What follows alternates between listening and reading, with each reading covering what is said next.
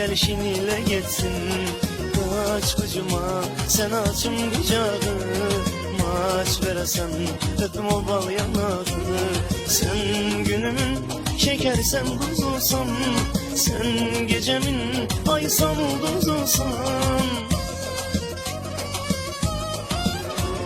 Sen atam damarı damsan ay kızım, sen anamın nefesi cansan ay kızım. Sen babamın gözeli deceli şeytanı, sen nenenin yüreği derdinin dermanı.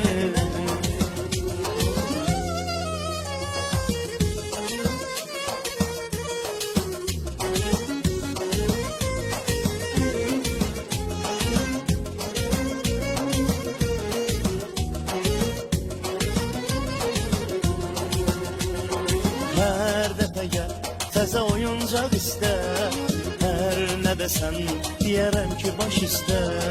Zövq alıram sənə nəsə alınca, tut əlimi sürü apar dalınca.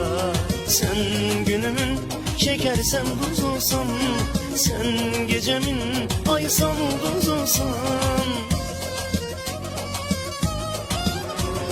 Sen atam damarı damsan ay kızım, sen anamın nefesi cansan ay kızım. Sen babamın gözeli deceli şeytanı, sen nenenin yüreği derdinin dermanı.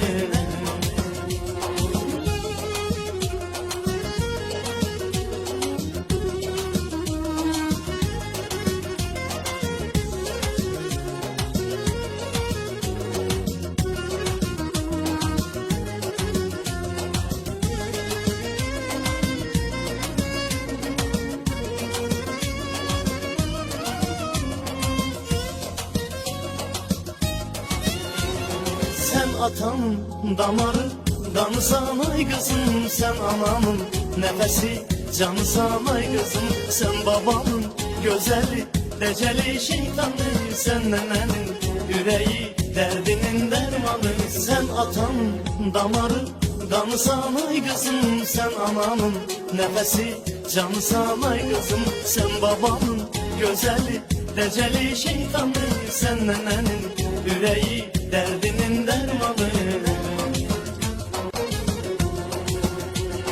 Gül gülüşün evimizi nur etsin, gel kederim gelişin ile geçsin.